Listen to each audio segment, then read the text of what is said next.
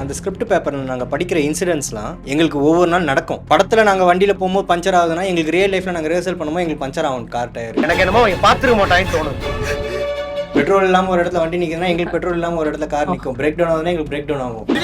வீட்டுக்கு போனா எல்லாரும் ஜெயிலுக்குள்ள உட்காந்துருவியா?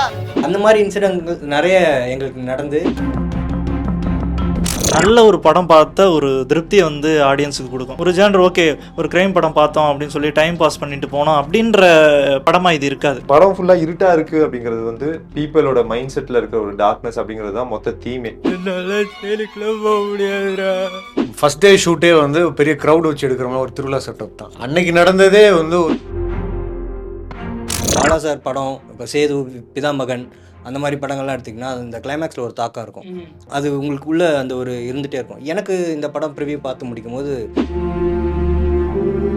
கதை சொல்லி மேக் பண்ணதுன்னு தாண்டி படம் பார்க்கும்போது 1000 டைம்ஸ் பெட்டராக இருக்குது. அவர் சொன்ன எங்கெங்கே அந்த மியூசிக்கு, எங்கெங்கே அந்த எமோஷனல்ஸ், எங்கெங்கே அந்த ஒரு மாதிரி நெகட்டிவ் வில்லத்தனம், எங்கே ஒருத்தர் ஒரு பயம்.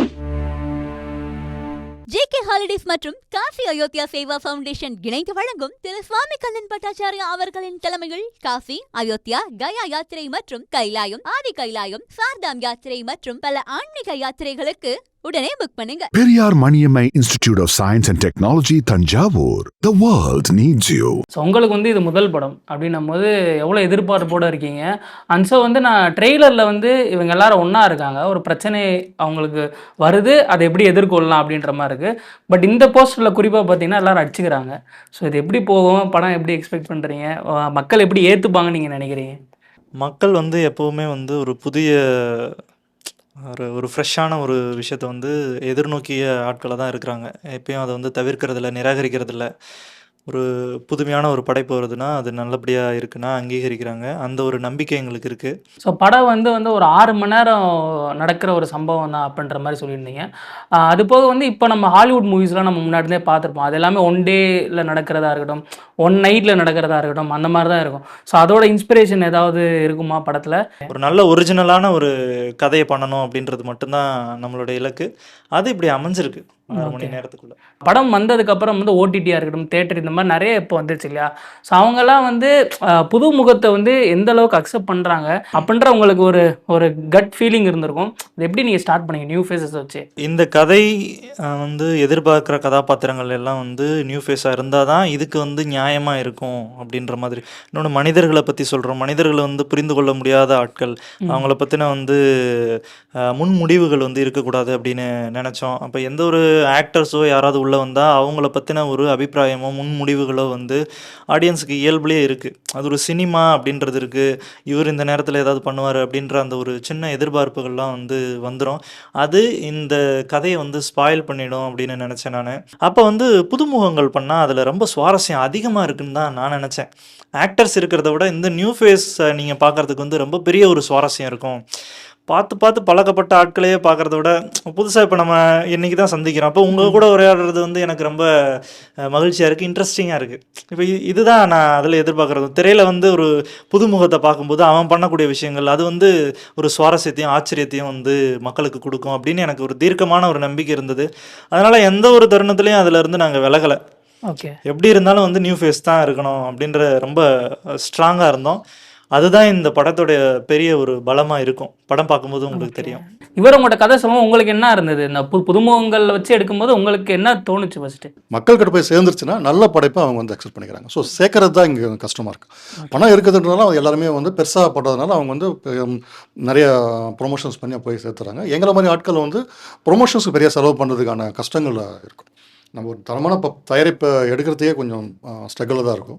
ஸோ அப்படிங்கும்போது பார்த்திங்கன்னா இப்போ நம்ம பணமாக மட்டும் பார்க்காம மக்கள் கூட கொண்டு போய் சேர்த்துட்டா கண்டிப்பாக நல்ல படைப்புகளை வந்து தமிழ் மக்கள் பொறுத்த கலைப்படைப்புன்னு வரும்போது மொழி இனம் இல்லாமல் எல்லா மொழியும் பேசுகிறவங்களும் சரியான படைப்பை வந்து அதை வந்து அக்செப்ட் பண்ணிக்கிறாங்க. ஓகே, ஸோ அந்த ஒரு தைரியம் எங்களுக்கு இருந்தது.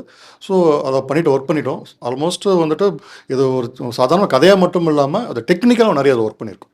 புதுசாக இருக்கும். ஓகே, நம்ம எந்த படத்தோடு இதை கம்பேர் பண்ண முடியாது. இதுக்கப்புறம் எந்த படம் வந்தாலும் இதை கம்பேர் பண்ண முடியாது. ஸோ இது தனியாக இருக்கும். அந்த ஒரு நம்பிக்கை இருக்கிறதுனால தான் நம்ம சேர்ந்து ஒர்க் பண்ணிட்டு. ஸோ படம் ட்ரெய்லர் வந்து இருட்டிலே இருக்குது, கார்லேயே இருக்குது. ஸோ உங்களுக்கு என்ன மாதிரி சேலஞ்சஸ்லாம் இருந்தது? ஏன்னா ஃபுல்லாகவே காரில் நடக்கிற சம்பவம் மாதிரி தான் இருந்தது ட்ரெய்லர் பார்க்கும்போது.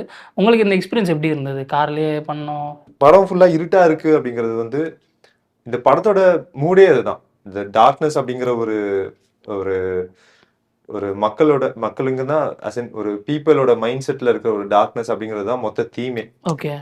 இந்த 5 கேரக்டர்ஸுமே படம் பார்க்குறப்போ மேபி மக்களுக்கு ரிலேட் ஆகலாம்.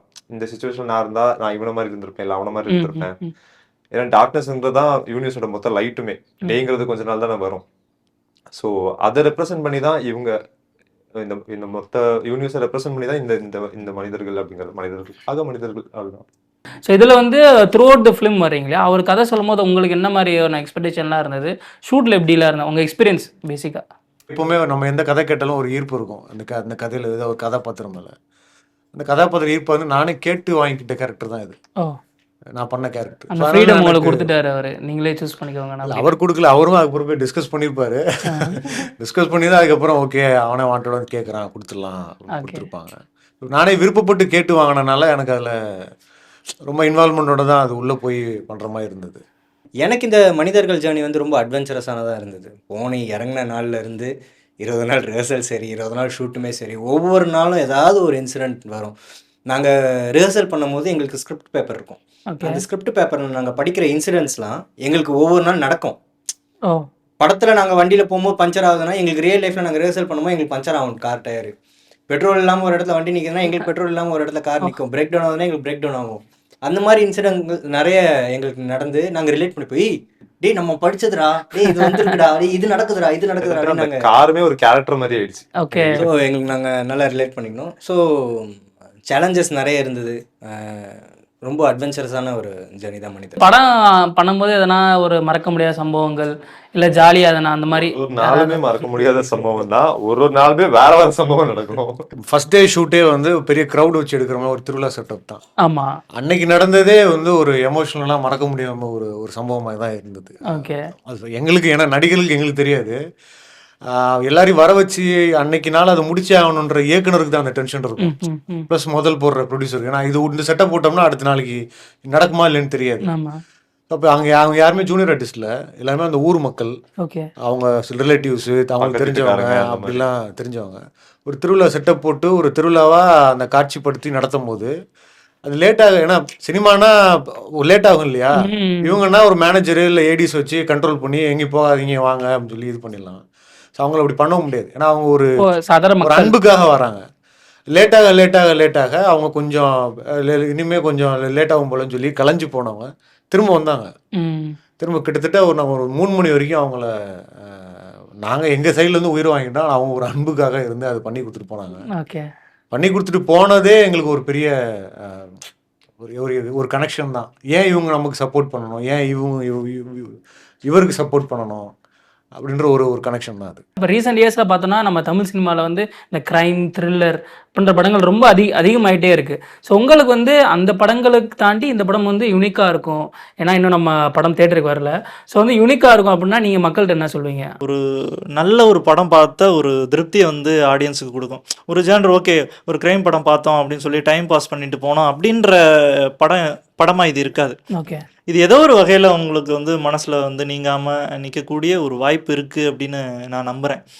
அது வந்து இது ஒரு ஃப்ரெஷ்ஷான ஒரு அனுபவமாக இருக்கும். ரொம்ப மனசில் நின்றுட்டே இருக்கும் அப்படின்னு நான் நினைக்கிறேன். அதனால் வந்து அது கூட கனெக்ட் பண்ணிக்க, அது கூட கம்பேர் பண்ணிக்க வேண்டிய அவசியம் இல்லை. இது பியூராக தனியாக தான் நிற்கும். அதுதான் என்னுடைய. ஓகே. ஸோ படம் பார்த்துட்டிங்களா முடிச்சுட்டு? ஓகே. என்ன எதிர்பார்த்து வந்தீங்க, முடிஞ்சிட்டு எப்படி இருக்குது ஒரு ஆளாக சொல்.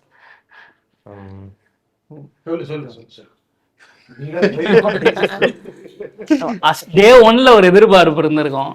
நீங்க லாஸ்ட் டே ஃபர்ஸ்ட் டேலாம் படம் ஆரம்பிச்சப்பெல்லாம் எனக்கு எதிர்பார்ப்புலாம் ஒன்றும் இல்லை.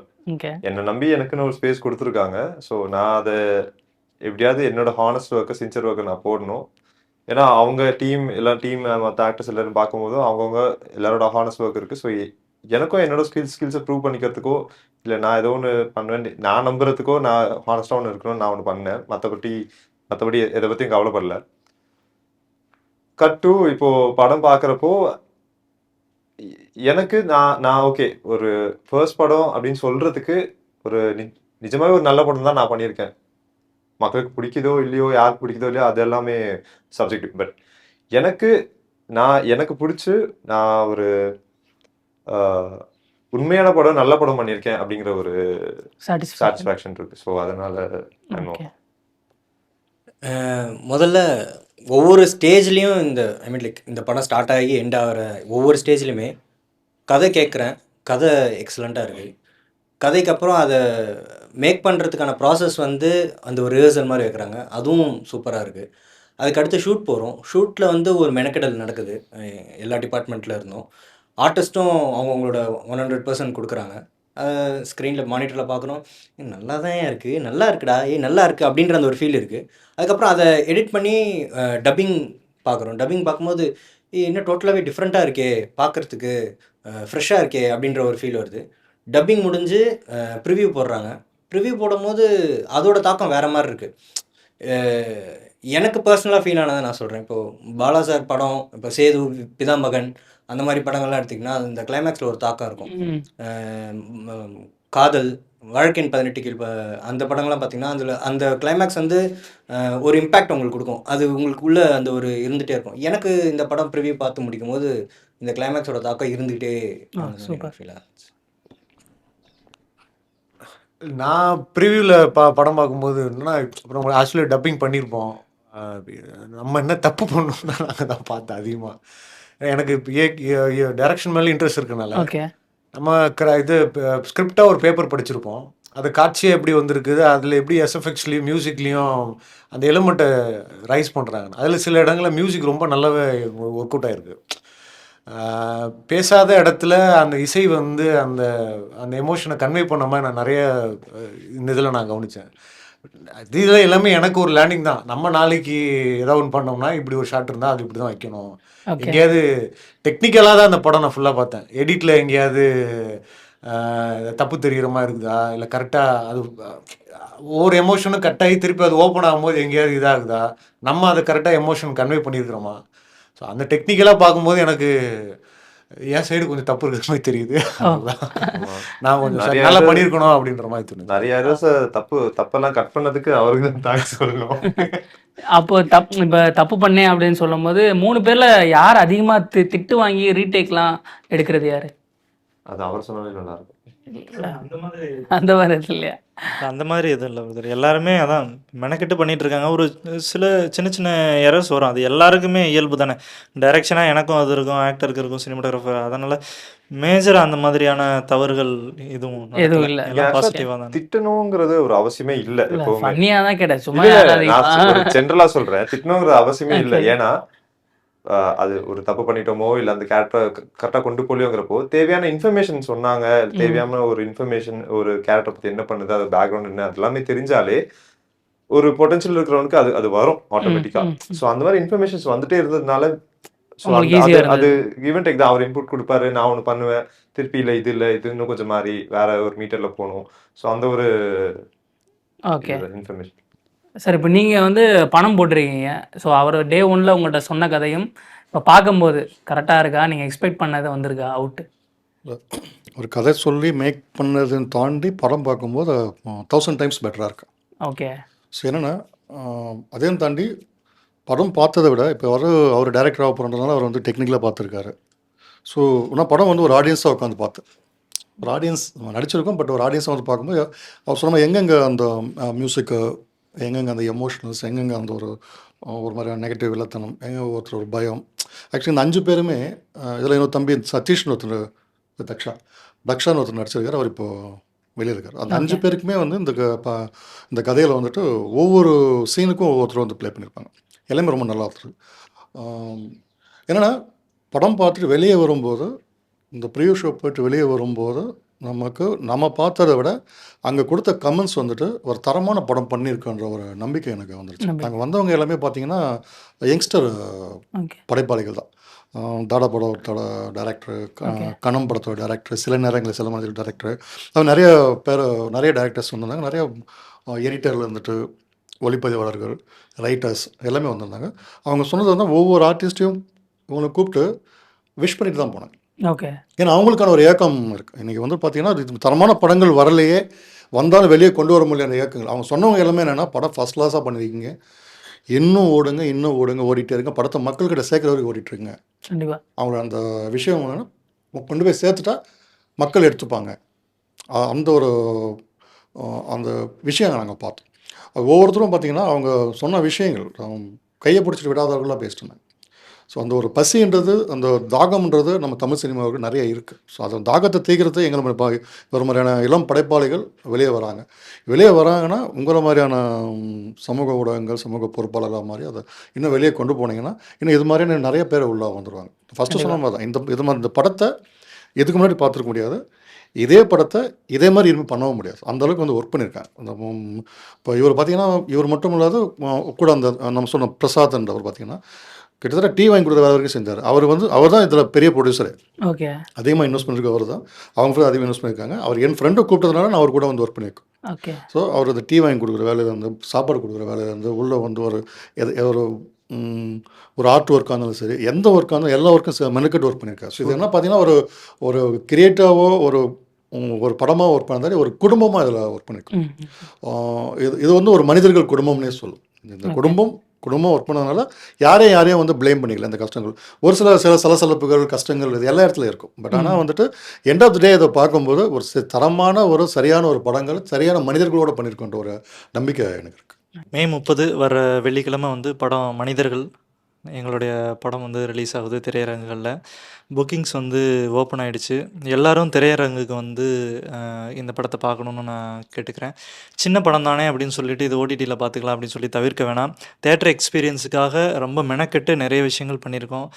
சவுண்டு, லைட்டிங், சினிமாட்டோகிராஃபி, எடிட்டிங் எல்லாமே வந்து ஒரு தேட்டரில் நீங்கள் பார்க்கும்போது ஒரு நல்ல ஒரு ஃபில்ம் பார்த்த ஒரு எக்ஸ்பீரியன்ஸ் உங்களுக்கு கிடைக்கும். அதனால் எல்லோரும் தேட்டருக்கு வந்து பாருங்கன்னு வரவேற்கிறேன் மக்கள் எல்லாருக்கும். நன்றி. Okay bro. ஸோ வந்து ரொம்ப பாசிட்டிவாக இருக்கீங்க. அண்ட் ஸோ வந்து இந்த படம் வந்து ரொம்ப சின்னதுலேருந்து இவ்வளோ தூரம் வந்து நீங்கள் ஒரு ஆளாக எடுத்துகிட்டு வந்திருக்கீங்க. ஸோ அதுக்கு எல்லோரும் சேர்ந்தா. பட் வந்து நீங்கள் சொன்னீங்க இல்லையா, காசே இல்லாமல் 5 லட்சத்தில் ஆரம்பிக்கலாம் அப்படின்றதுலேருந்து இப்போ வரைக்கும் படம் ஒரு சூப்பராக உருவாகி வந்திருக்கு. ஸோ அதுக்கு வந்து ஒரு பெரிய வாழ்த்துக்கள். படம் வெற்றி பெற ஒரு பெரிய வாழ்த்துக்கள். தேங்க்யூ. ரொம்ப நன்றி சார். JK ஹாலிடேஸ் மற்றும் காசி அயோத்தியா சேவா ஃபவுண்டேஷன் இணைந்து வழங்கும் திரு சுவாமி கண்ணன் பட்டாச்சாரியா அவர்களின் தலைமையில் காசி, அயோத்தியா, கயா யாத்திரை மற்றும் கைலாயம், ஆதி கைலாயம், சார்தாம் யாத்திரை மற்றும் பல ஆன்மீக யாத்திரைகளுக்கு உடனே புக் பண்ணுங்க. Periyar Maniammai Institute of Science and Technology, Tanjavur. The world needs you.